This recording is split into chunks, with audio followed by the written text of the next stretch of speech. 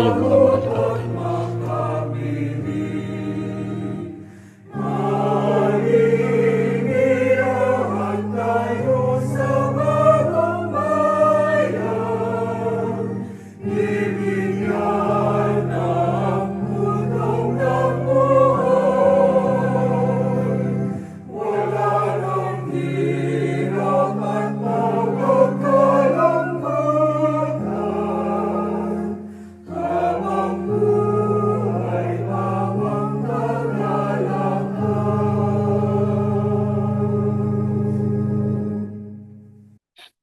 Manaming Diyos, salamat po ng marami, Ama.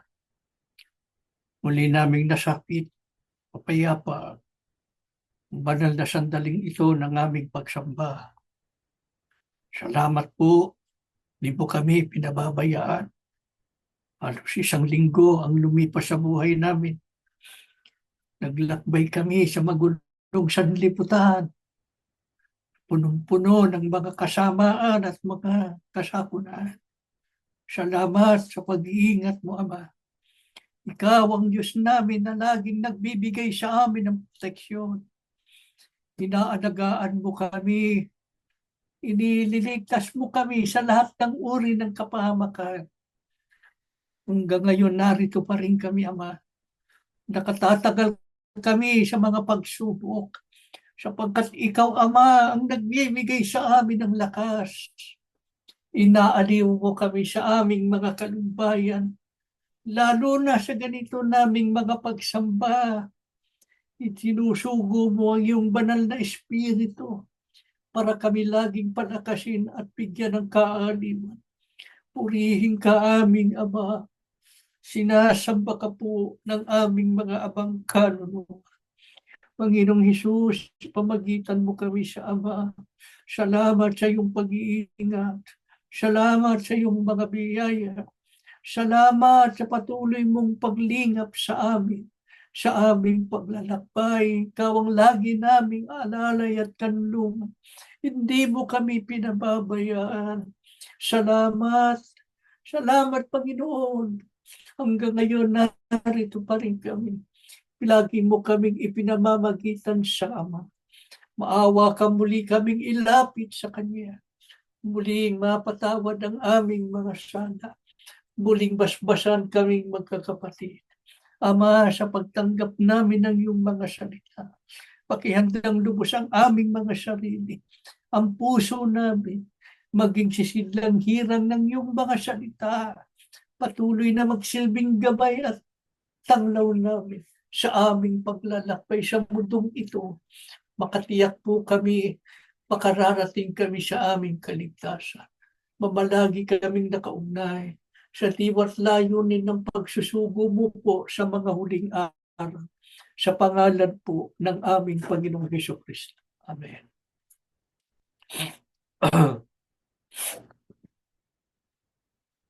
Mga mahal na kapatid,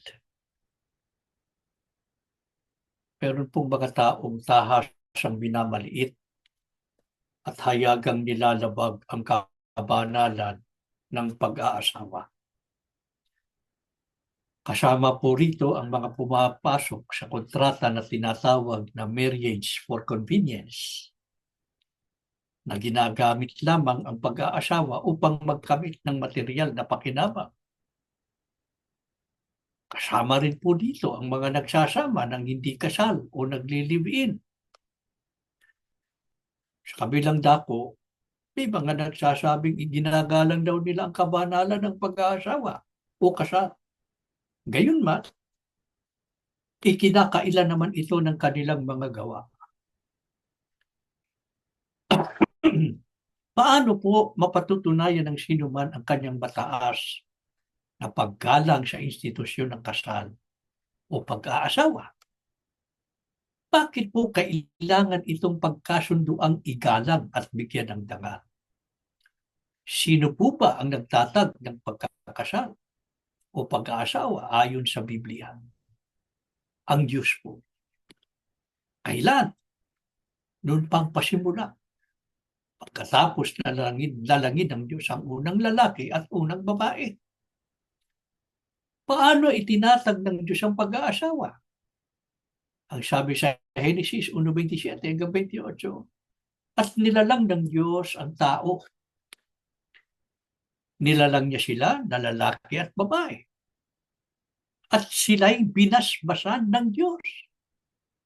At sa kanila'y sinabi ng Diyos, kayo'y magpalaanakin. Sana napansin niyo, mga kapatid. Binasbasan sila ng Diyos. Bago sinabi ng Diyos, kayo'y magpalaanakin. So mga kapatid, bago nagsama at nagkaanak, si Adan at si Eva, ano muna ang ginawa ng Diyos sa kanila? Binasbasan muna ng Diyos. Ano po kahulugan ng pagbabasbas ng Diyos kay Adan at kay Eva bago sila nagsama at nagkaanak? Ito po ang pagkakasal o ang banal na pag-aasawa. Ang pagkakasal o pag-aasawa ay basbas ng Diyos. Ano po kung gayon ang dapat na maunawaan tungkol sa pagkakasal? Basbas po ng Diyos sa pagsasama ng mag-asawa at sa magiging sambahayan. Sa makatuwid, sino mang nagsasama ng hindi kasal o hindi naman mag-asawa, walang basbas ng Diyos. Dahil po sa ang Diyos ang nagtatag ng pag-aasawa, paano po ito dapat bigyang halaga ng tao? Sa Hebreo 13:4, ang sabi ng Biblia, kilalanin ang dangal ng pag-aasawa at huwag dungisan ang pagsasama. Sa makatwid, walang sino man ang dapat na lumapastangan na lalabag sa kabanalan ng pag-aasawa. Ang Diyos po ang nagtatag nito. Kaya dapat po itong bigyan ng dangal at mataas na paggalang. Paano po magagawa ng tao na igalang at bigyang dangal ang pagkakasal? Una, hindi po maaring magsama ang lalaki at babae na hindi naman kasal o hindi pa mag-asawa. Kaya sa loob ng Iglesia ni Cristo, bawal ang live-in o ang pagsasama ng hindi kasal. Isa po ito sa uri ng pagyurak sa dangal at kabanalan ng pag-aasawa. Ano masama? Ay, ang maraming tao sa mundo, hindi na nila kinikilala ang kabanalan ng pagkakasal. Sapagkat unang-una ay hindi na nila sinasampalatayanan ang mga salita ng Diyos sa Biblia. Wala na sa kanila yun eh. Wala na sa isip, sa puso nila kung kalooban ba yan ng Diyos. Hindi. Ay kahit pa alam nilang yan ay nakasulat sa Biblia, eh wala na nga, hindi na nila kinikilala. Eh wala sanang Iglesia ni Cristo na ganito na rin ang isipan. Na hindi na nagpahalaga sa mga aral ng Diyos sa Biblia. Paano po kung kasal na o mag-asawa na? Paano magagawa ng mag-asawa ang paggalang sa kabanalan ng kanilang kasal? Ang sabi ng Biblia, huwag dungisan ang pagsasama. Sapagkat parurusahan ng Diyos ang mga mapakiapid at mga mangangalunya. Kaya bawal sa Iglesia ni Cristo ang pakikipapid at pangangalunya. Pagdungis ito sa pagsasama ng mag-asawa, sa kabanalan ng pagsasama nila. Ano ba yung pakikiapid? Pagsasama po ng lalaki at babae na parang mag-asawa, na hindi naman kasal. Ano naman ang pangangalunya? May asawa na, ay nakikisama pa sa iba, na tulad sa asawa. Kung ang lalaking may asawa ang nakikisama sa ibang babae, ang tawag ay concubinage. Kung ang babaeng may asawa naman ang nakikisama sa ibang lalaki, ang tawag ay adultery. Ano po ang pasya ng Diyos sa mga nakikiapid at nangangalunya? Sabi ng Biblia, parurusahan ng Diyos ang mga mapakiapid at mga mangangalunya. Wala sana sa ating kalipunan ang gumagawa ng ganitong paglabag. Bakit? Sapagkat ang ating pong sitwasyon ngayon ay lantad sa tukso ng dyablo. Ituring po natin na ang ganitong mga pagtuturo ay hindi po para saktan o sagasaan ang sinuman, kundi pagmamahal at pagpapaalala ng Diyos upang huwag tayong makalimot at malibang. Manapay baka pamalagi po tayo sa basbas at pagpapala ng Diyos. Paano po dapat kilalanin ang pag-aasawa? Sa Kawikaan 18:22, ang sabi ng Biblia, kung nakapag-asawa ka, nakatanggap ka ng kabutihan, at ito ang nagpapakita na mabuti ang Panginoon sa iyo. Kaya nga ang sabi kanina, ang pag-aasawa o pagkakasal ay basbas ng Diyos. Ito'y kabutihan ng Diyos. Kung ganito po kinikilala ng lahat ang pag-aasawa, hindi ito lalapastanganin ng sinuman. Paano po ang pinakamataas na pagpapahalaga at paggalang sa pag-aasawa? Huwag maghihiwalay ang mag-asawa sa anumang kadahilanan. Bakit? Ano po ang dapat maunawaan ng sinumang magpapakasal? Ang sabi sa Marcos 10:7, ang pinagsama ng Diyos ay huwag paghiwalayin ng tao. Bakit po hindi maaring paghiwalay ang sinumang pinagsama ng Diyos sa pamamagitan ng kasal? Sapagkat ang sabi ng Panginoon Kristo, dahil dito'y iiwan ng lalaki ang kanyang ama at ina, sasama sila ng kanyang asawa. At ang dalaway magiging isa. Hindi na sila dalawa, kundi isa. Mga kapatid, papaghihiwalay mo ba ang tao kung isa lang? Sa harap ng Diyos ang lalaki at babaeng ikinasal o mag-asawa, isa na lamang. Kaya paano po sila maghihiwalay? Kaya bawal po sa Iglesia ni Cristo ang legal na paghihiwalay ng mag-asawa o ang tinatawag na divorce. Kahit po maging legal pa ito sa mga bansa, ang mga tunay na lingkod ng Diyos ay susunod sa batas ng Diyos, hindi sa batas ng tao. Ano po ang batas ng Diyos sa mag-asawa? Ang sabi ng Panginoon si Kristo, ang pinagsama ng Diyos ay huwag paghiwalayin ng tao. Sino ang tao? Para labagin ang aral na yan. Ano pa ang banal na katiran kung bakit ang pinagsama ng Diyos ay hindi maaring maghiwalay?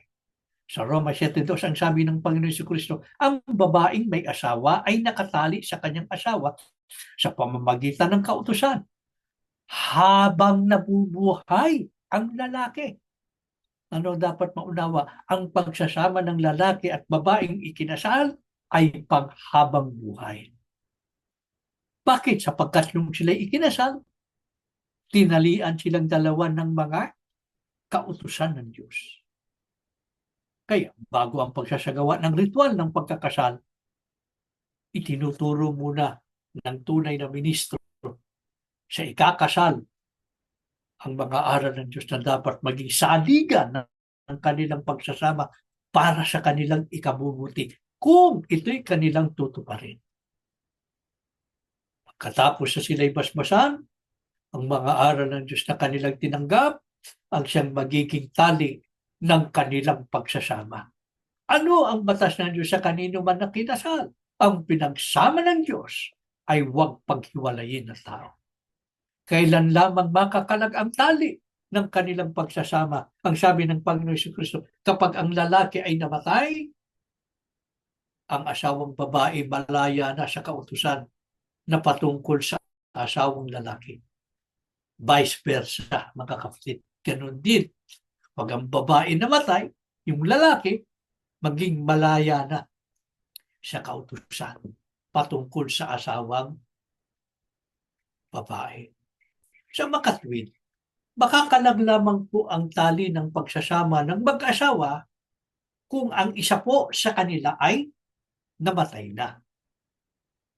Sa panig ng mga anak na nasa hustong gulang na, at naghahangad na lumugar na sa buhay may asawa, ay mga kapatid, pinakamabuting sumangguni muna sa Diyos sa pamamagitan ng pagpapanata at pag-aralang mabuti ang inyong gagawin sapagkat ang pag-aasawa ay hindi po pagkain na kapag hindi mo nagustuhan, ay isusuka mo na lang.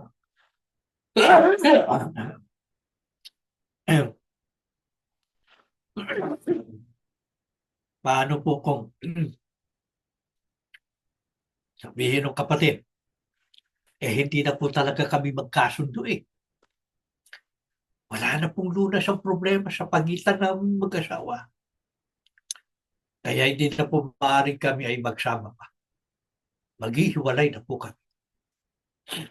Ano po ang batas ng Diyos kung talagang hindi may iwasang maghiwalay ang mag-asawa?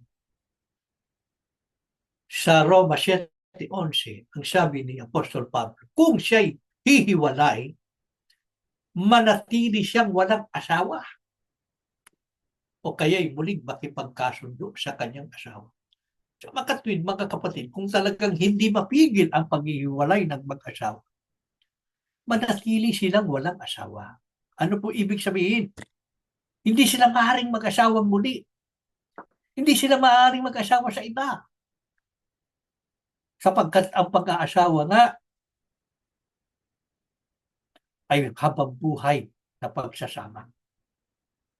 Matatali lamang o makakalag lamang ang tali ng kanilang pagsasama kapag ang isa sa kanila ay patay na.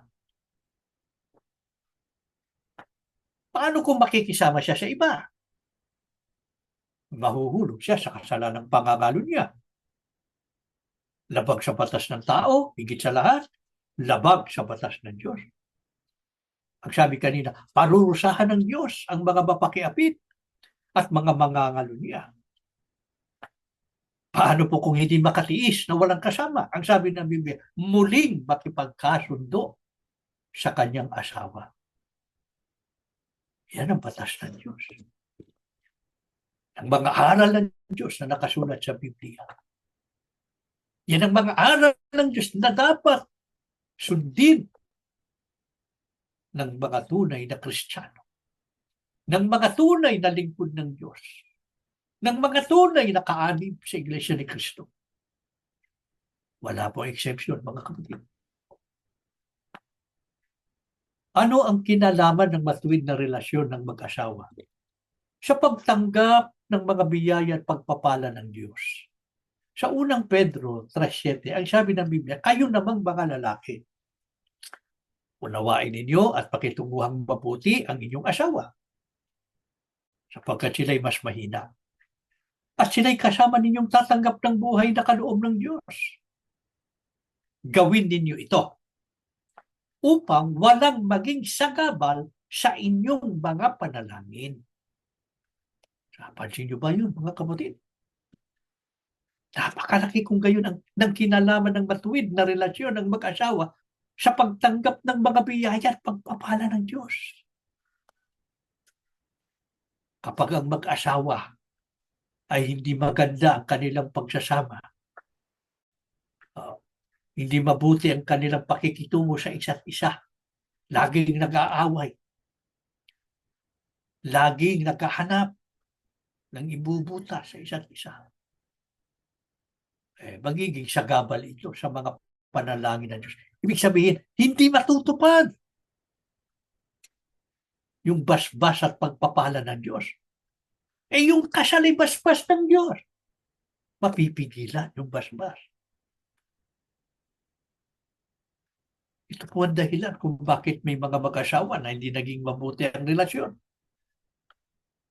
Mayroon pang ibang humantong sa pagiging broken family. Sapagkat hindi tinupad ng lalaki at babae ang kanyang pananagutan. At higit sa lahat, hindi nila iginalang ang mga batas ng Diyos na kanyang itinakda sa mag-asawa.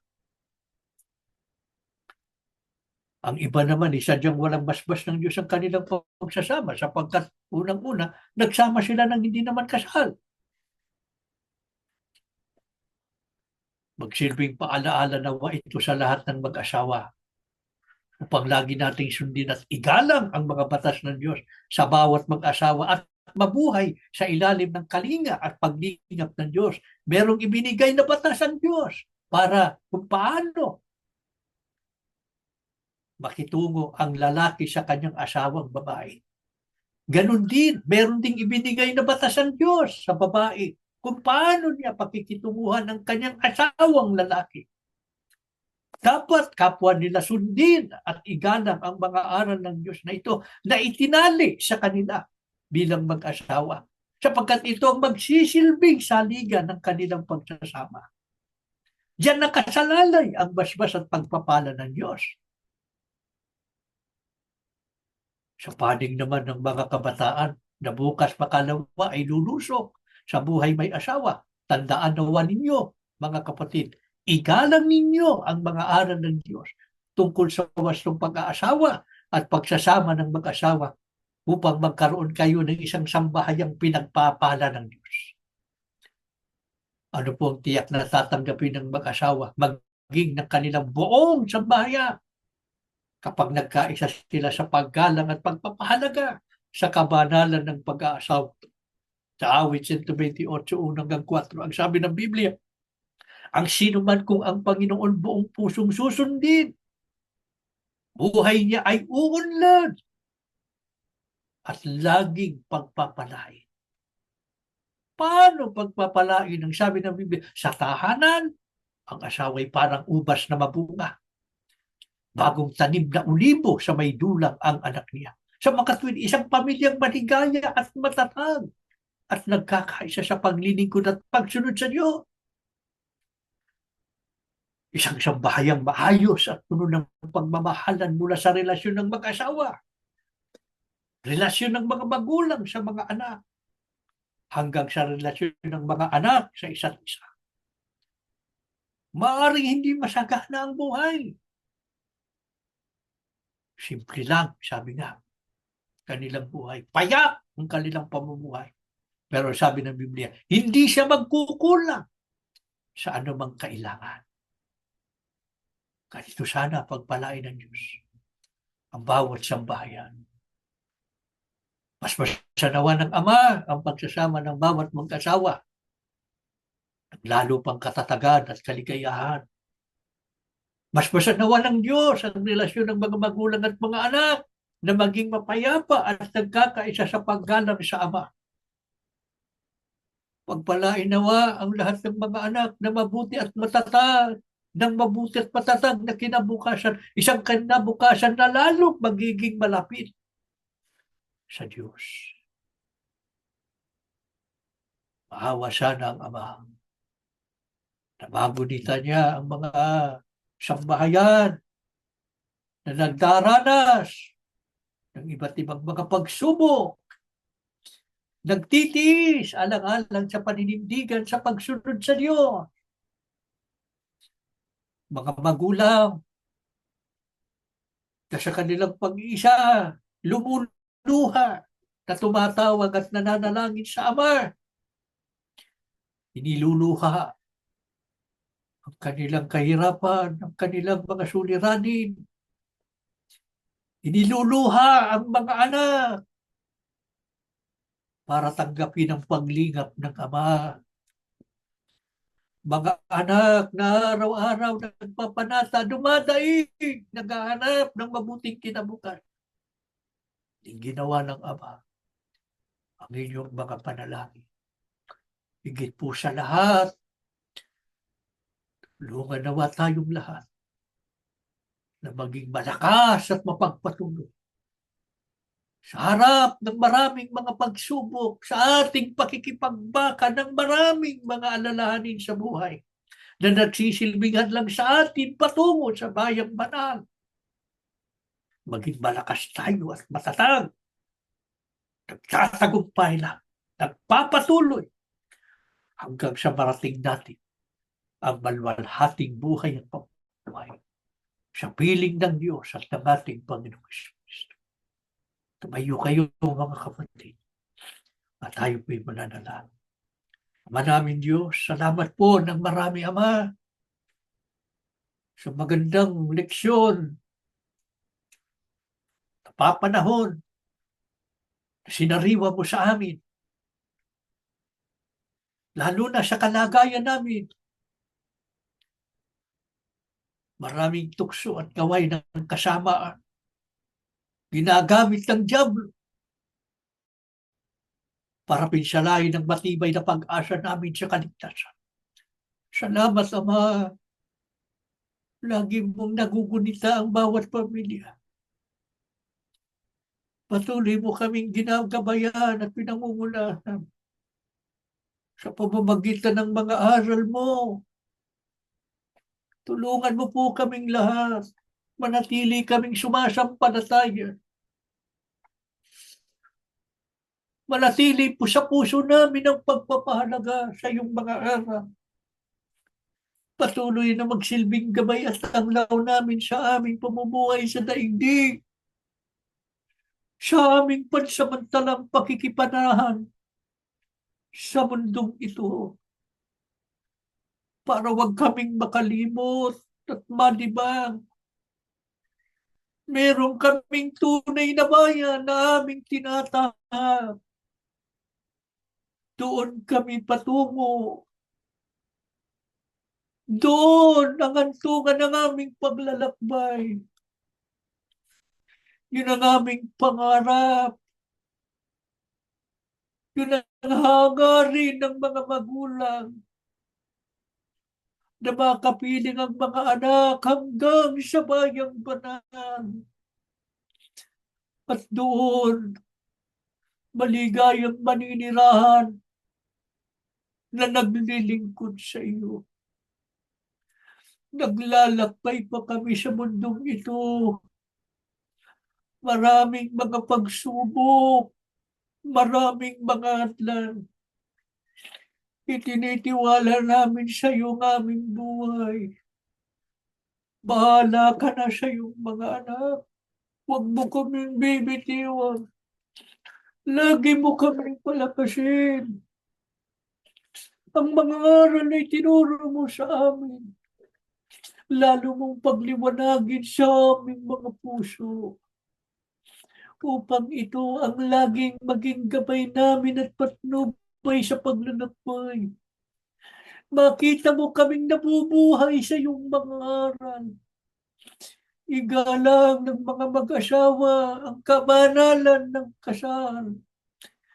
Igalang din ng mga magulang ang karapatan ng bawat isa, gayon din ng mga anak. Maghari ang kapayapaan sa bawat tahanan. Maghari sa bawat tahanan ng iyong mga salita. Bawat pamilyang nagbibigay lugod at kasiyahan sa iyo. Sama-samang sumasamba sa iyo. Ama, basbasan mo kaming lahat.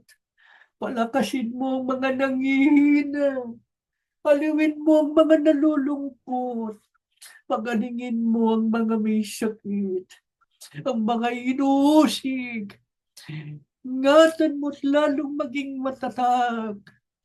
Lalo na ang pamilya ng kapatid na Iranyo Manalo. Ang mga nasa kulungan, palayain mo na po sana. Kapiling na po nila ang kani-kanyang sambahayan. Tulungan mo kaming lahat, matyaga naming hintayin ang araw po na ipinangako mo, itutuwid mo po ang lahat ng bagay sa iglesia. Tulungan mo po kaming maging lalong matiisin. Sa harap ng maraming mga pagsubok ay makipagbaka kami ng mabuti upang maingatan po namin ang pananampalatayang kaloob mo sa amin. Wala na pong mahihiwalay at wala na po maiwan sa daan ng paglalakbay. Kundi lahat po kami ay makarating po sa hangganan. Makapanahanan kami magpakailan-kailanman sa bayang banal. Tiwalang-tiwala po kami, Ama, narinig mo aming mga panalangin. Binasbasan mong muli ang iyong mga anak. Sa pangalan po ng aming Panginoong Hesukristo. Amen.